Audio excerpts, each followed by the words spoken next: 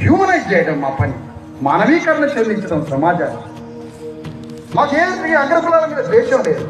భూమి, రాజ్యం, సంపద ఒక కులం చేతిలో, 2 కులాల చేతిలో, 3 కులాల చేతిలో ఉండడం తప్పు కదయ్యా, అన్యాయం కదయ్యా.